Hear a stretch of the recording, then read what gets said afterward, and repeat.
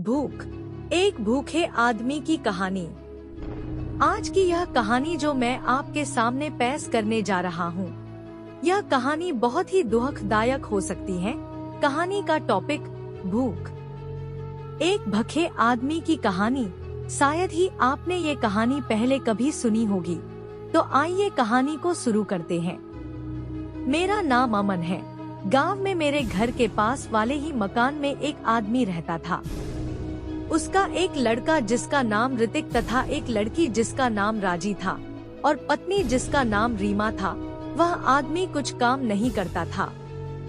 काम के नाम पर बोझ समझते थे उसके घर वाले।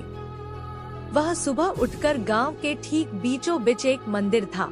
मंदिर के पास ही एक नीम का पेड़ भी इतना गहरा और ठंडी छाया वाला जिसकी छाव में अगर कोई भी एक बार चला भी गया तो उठकर वापस जाने का मन ही नहीं करता था।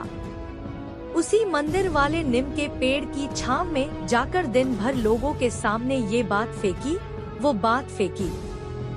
पूरा दिन वही गुजर जाता था और रात होने पर घर आकर खाना खाकर कुंभकर्ण की नींद सो जाता था। उसकी पत्नी और बेटा ऋतिक दोनों बहुत चिढ़ने लगे और मन ही मन उनके प्रति घृणा करने लगे। पत्नी गुस्से में आकर बोली, कुछ काम तो नहीं करते, बस दिन भर बैठे रहते और भूख लगते ही आ जाते खाने के लिए। राक्षस कहीं का। जब भी वह खाना खाने बैठता था और दोनों माँ बेटे उससे झगड़ने लगते थे और आधा खाना खाया कि नहीं खाया और बेचारा हाथ धोकर तुरंत बाहर चला जाता था। यह देख राजी बोली, क्या माँ आप भी पापा को खाना भी नहीं खाने देती? रोज यही बात, कहाँ जाए बेचारे पापा भी। लेकिन राजी करे भी तो क्या करे, थोड़ी बोली की माँ डांट कर चुप कर देती थी। मुंह से आवाज भी नहीं निकालने देती थी। पड़ोसी होने के कारण जब भी उनके घर में झगड़ा होता तो मैं तुरंत उनके घर के पीछे वाली खिड़की से सब सुन लेता था। लेकिन एक दिन तो हद ही हो गई। मैं फिर उसी जगह जहां हमेशा जाकर उनकी बातें सुनता था और मैंने देखा कि जैसे ही वह हर रोज की तरह एक प्लेट में दाल ली और 2 रोटी लेकर खाने बैठे ही थे और दोनों माँ बेटे ने खरी खोटी सुनाई ये तो ठीक, पर माँ ने तो अपने पास पड़े एक झाड़ू से ही धो दिया। यह देख मुझसे रहा न गया और मैं चला ही था उसको बचाने, लेकिन मुझे लगा कि दूसरों के आपस के मामले में टांग अड़ाना ठीक नहीं होगा। बेचारा भूख से तड़पता हुआ वहाँ से निकल पड़ा और 2 दिन हो गए घर नहीं लौटा। लेकिन माँ बेटे को तो परवाह ही नहीं, किंतु राजी बेचारी मन ही मन बहुत दुखी होती रही। सोच रही थी कि कहाँ होंगे पापा, 2 दिन हो गए भूख से तड़प रहे होंगे। मेरे गांव के पास वाले गांव में बड़े नेता की सभा चल रही थी। बहुत भीड़ थी। कुछ भीड़ इकट्ठी की गई थी और कुछ आते जाते लोग इकट्ठे हो गए थे और मैं भी वहीं मौजूद था। नेताजी के भाषण सुन रहा था। जनता के लिए नाश्ते के पैकेट बांटे जा रहे थे। मैंने भी आनंद लेते हुए नाश्ता की और दोस्तों के साथ घूमने लगा। तब वह भूखा आदमी भी वहाँ मौजूद था, लेकिन पूरी भीड़ से अलग तेज धूप में रोड के किनारे पड़ा था। आसमां की ओर ताक रहे थे, मुंह खुला हुआ था। नाश्ता के पैकेट बांटने वाला जब उनके पास गया और बोला, अंकल ये लो, नाश्ता करो। पर अंकल में तो कोई हलचल नहीं हुई। उसने हिलाया तो बिना प्राण का आदमी हल्के झटके से इधर से उधर और गर्दन लटक गई। सोचा तेज गर्मी के कारण बेहोश हो गए। वह जोर से चिल्लाया तो चारों तरफ भीड़ एकत्र हो गई। जितने मुंह उतनी बातें। अरे इतनी तेज गर्मी में प्यासा होगा बेचारा, बेहोश हो गया। उम्र भी तो कितनी है, गरीब होगा बेचारा, भूख के कारण तड़पकर ये हाल हो गया। अरे कौन है, कहाँ से आए, कोई नहीं जानता। इतने में भीड़ देखकर मैं उनके पास पहुँचा और देखा तो चौंक गया। अले ये क्या हो गया? मैंने उनकी दिल की धड़कन चेक की तो मेरा दिल थम सा गया। इतने में लोगों की आवाज आने लगी, अरे कौन है ये, आप जानते हैं क्या? तब मैं बोला, हाँ मेरे पड़ोसी ही हैं, भूखे थे बेचारे, घर से परेशान थे। तभी मैंने उनको उठाया और उनके घर ले गया और दरवाजा खटखटाया तो पत्नी बिना देखे बोली, आ गया। भूख सहन नहीं हुई। मुझे पता था भूख लगेगी तो घर ही याद आएगा, लेकिन जब राजी ने दरवाजा खोला तो चिक निकल पड़ी राजी की और बोली, माँ ये क्या हो गया माँ। और बेटे ने देखा तो मुंह फाड़कर रोने लगे। तभी मेरे मुंह से निकल ही गया, जीते जी तो शांति से खाना भी नहीं खाने दिया और मरने के बाद आंसू की नदियां बहाने से क्या फायदा। मैं आशा करता हूँ कि आपको यह कहानी पसंद आई होगी। अपने दोस्तों के साथ शेयर कर देना और ब्लॉग को सब्सक्राइब कर लेना। धन्यवाद। आशा और निराशा, गिलहरी और शेर की प्रेरक कहानी। आज की यह कहानी मैं लिखने जा रहा हूँ आशा और निराशा के बारे में। अगर आपको यह कहानी अच्छी लगे तो ब्लॉग को सब्सक्राइब करें। आशा और निराशा को बस देखने का ही फर्क रहता है। कुछ लोग निराशा के अंधकार में ही खोए रहते हैं, जबकि बहुत सारे लोग अंधकार में रहकर आशा की किरण की खोज करते हैं और वही लोग असल में कुछ कर दिखाते हैं। आशा एक जू राम की, दूजी आस निराश, पानी माहे घर करे, ते भी मरे प्यास। इसका मतलब यह हुआ कि आशा तो केवल एक राम से है, अन्य समस्त आशाएं व्यर्थ हैं। पानी में घर होने पर भी तो प्यास से मरना। आशा और निराशा सिक्के के दो पहलू हैं। आशा है तो हौसले हैं, हौसले हैं तो उम्मीद है तो सफलता है। इसके विपरीत निराशा है तो कुछ भी नहीं है, न हौसले, न उम्मीद और न ही सफलता। निराशा क्या है? निराशा एक मनोदशा है जो काम के प्रति अरुचि को दर्शाती है। निराश व्यक्ति उदास, दुखी, बेबस, चिड़चिड़ा और बेचैन हो जाता है। आशा और निराशा दो सखियां विपरीत गुणों वाली तथा प्रतिस्पर्धा की भावना से उत्साहित होकर जीवन के हर मोड़ पर निरंतर एक दूसरे के रेस में दौड़ती रहती हैं। कभी आशा आगे निकल जाती है तो कभी निराशा बाजी मार जाती है। दोनों एक दूसरे के बिल्कुल विपरीत हैं। एक सुखी रहती है तो एक दुखी। जब आशा जितने लगती है तो इंसान कर्म के प्रति जागरूक हो जाता है, अपने कर्म पर ध्यान देने लगता है, न कि फल पर। आशा मनुष्य को उसके लक्ष्य की प्राप्ति के लिए उत्साहित करती है। मेहनत के बल पर निरंतर मंजिल की राह की ओर निस्वार्थ भाव से दौड़ता रहता है। आशा की उमंग इंसान को हीरे की तरह चमका देती है तथा मनुष्य महत्वाकांक्षी हो जाता है। वही निराशा इसके विपरीत बुद्धि वाली होती है। जब निराशा बाजी मार लेती है तो मनुष्य जीवन में हार मान लेता है, उसे अपने सभी प्रयत्न बेकार लगने लगता है। निराशा मनुष्य को पतन की ओर ले जाती है। निराशा से मानव जीवन उदासीन और विरक्त होने लगता है। मनुष्य अपने कर्म की राह से भटकने लगता है। एक बार एक गिलहरी समुद्री तट के किनारे एक पेड़ पर घोंसला बनाकर अपने दो छोटे छोटे बच्चों के साथ रह रही थी। एक दिन एक कौवा बहुत भूखा भोजन की तलाश में समुद्री तट के किनारे से गुजर रहा था। गिलहरी अपने बच्चों के खाने के लिए दाने लेने पेड़ से नीचे उतर गई। तभी कौवा की नजर उन बच्चों पर पड़ी और कौवा भूख शांत करने के लिए तुरंत बच्चों को अपनी चोंच में पकड़कर समुद्र के उस किनारे ले गया। उसने अपने बच्चों को कौवा के चोंच में ले जाते हुए देख लिया था। गिलहरी का दिल दहक गया, लेकिन गिलहरी ने हार नहीं मानी। आशा को पनाह देती हुई उस समुद्र के पानी को अपनी पूंछ से बाहर निकलने लगी। वह अपनी पूंछ को फिर अंदर डालकर बाहर निकालकर जोर से झिझोड़ती, ऐसा करती रहती। लेकिन निराशा की पनाह शेर ने दी। जब शेर अपनी भूख के कारण एक खरगोश को अपना शिकार बनाने तथा भूख मिटाने के लिए खरगोश के पीछे भागा, लेकिन खरगोश सूक्ष्म जीव छोटी सी जगह देखकर कहीं भी छुप जाता था। कभी यहाँ छुपता तो कभी वहाँ, पर शेर के पंजों में नहीं आया और शेर भूख के मारे क्रोधित होकर निराश हो गया और लौटकर समुद्र के तट पर आकर बैठा और उसने देखा कि गिलहरी अपनी पूंछ से पानी को बाहर निकाल रही थी। पर शेर यह समझा नहीं तो गिलहरी के पास जाकर उससे पूछा कि तुम यह क्या कर रही हो और एक एक बूंद से समुद्र खाली कैसे होगा? गिलहरी बोली, वह दुष्ट कौआ मेरे 2 बच्चों को अपनी चोंच में उठाकर समुद्र के उस पार चला गया। मैं अपने बच्चों को वापस लेकर आऊंगी, निरंतर मेहनत करती रहूंगी, चाहे समुद्र खाली ना हो, पर मैं निरंतर अभ्यास करती रहूंगी, अपनी आशा को निराशा में नहीं बदलूंगी।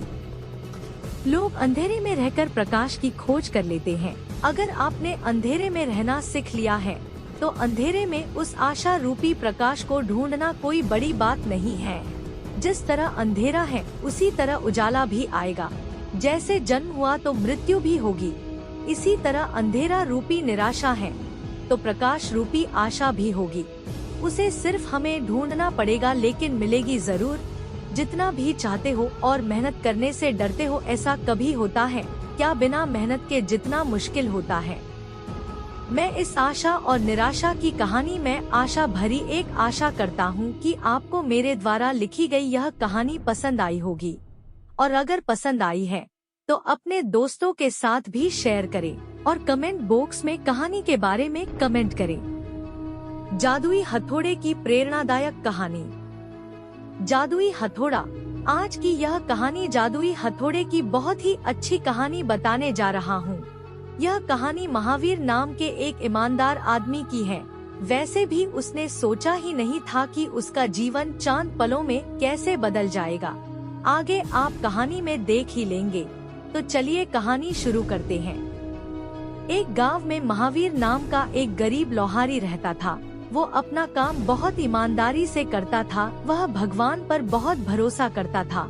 हर रोज काम पर जाने से पहले भगवान को मनाता था, उनकी पूजा अर्चना करता था। भगवान उस पर प्रसन्न थे। भगवान भी मौका देख रहे थे कि कब ऐसा दिन आए कि मैं इसे इसकी भक्ति का फल दूं।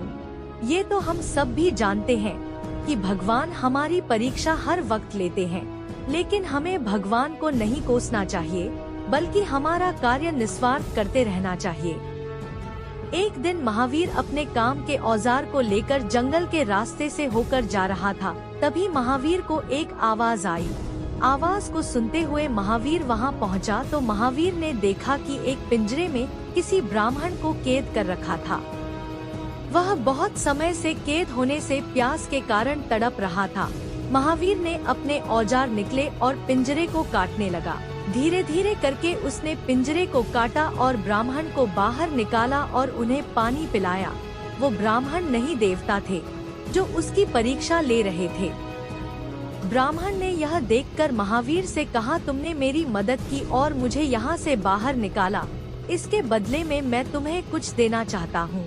और उसको वरदान में जादुई हथौड़ा दिया और कहा कि इस हथौड़े का उपयोग अच्छे काम के लिए ही करना, वरना सब कुछ नष्ट हो जाएगा।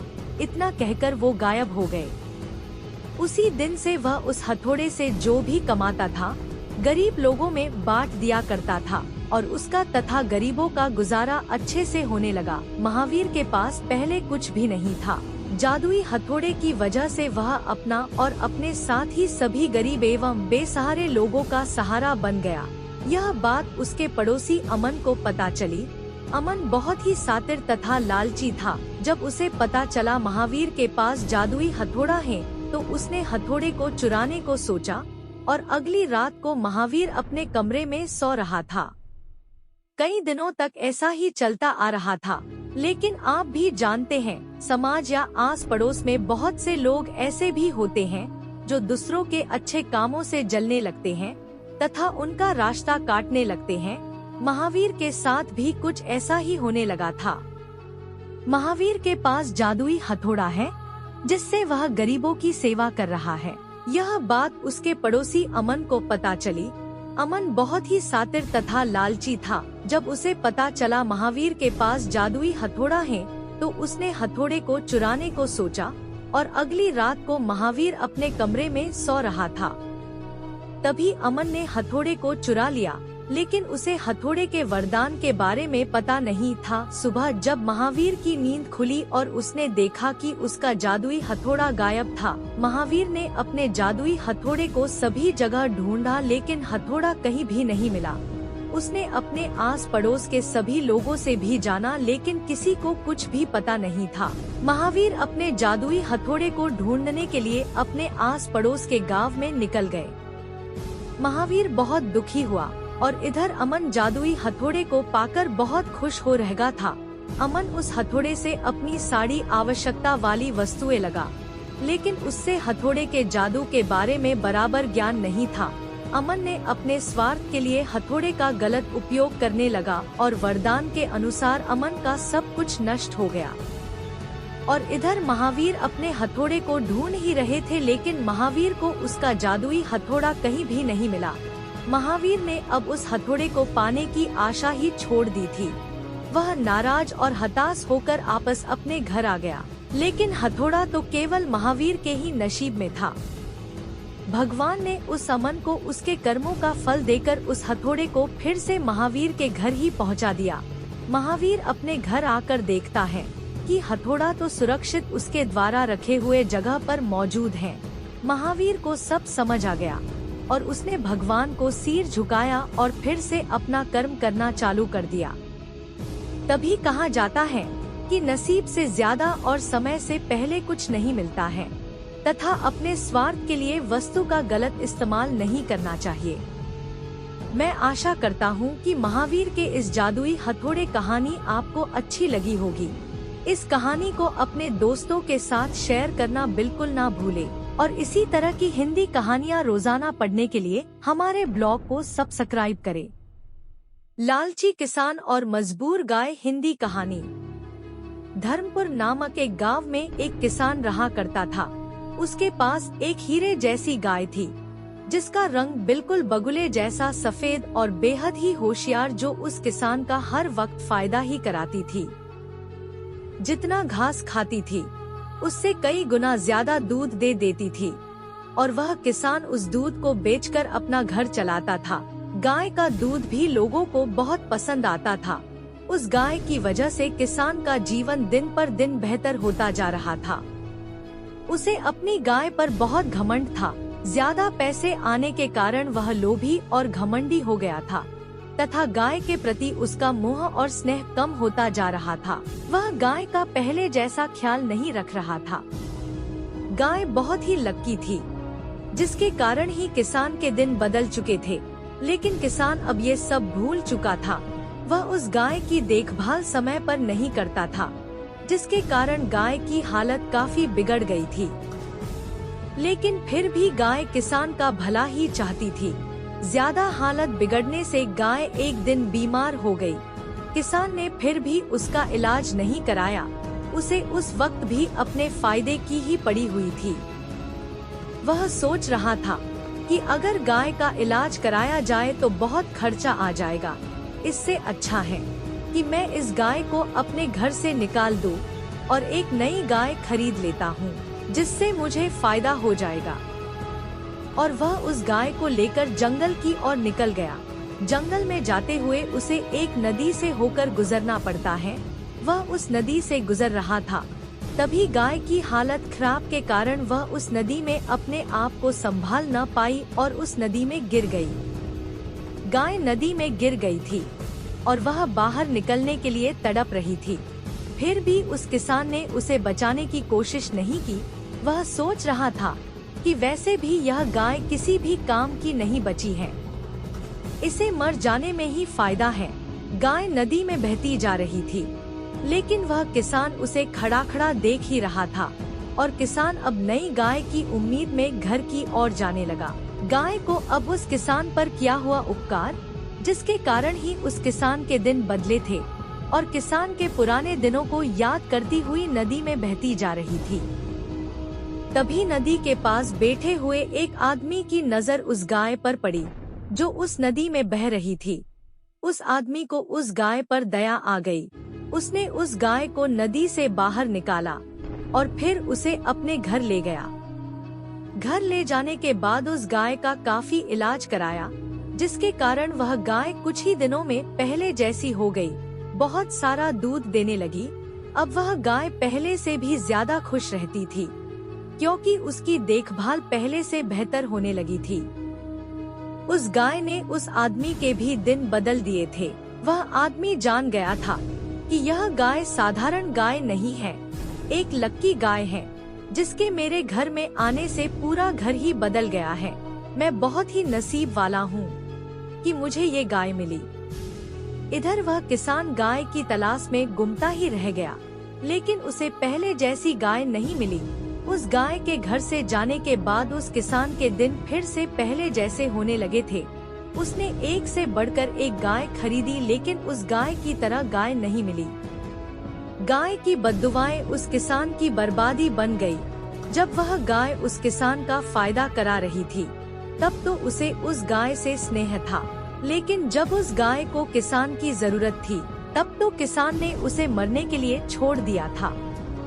अब वह किसान उस गाय के लिए तड़प रहा था, लेकिन उसे तो लगता था कि वह गाय तो नदी में मर गई होगी, अब वह वापस नहीं आ सकती है। उस किसान को उस गाय की अहमियत अब जाकर समझ आई। चंद पैसों के लालच में मैंने गाय का इलाज नहीं करवाया।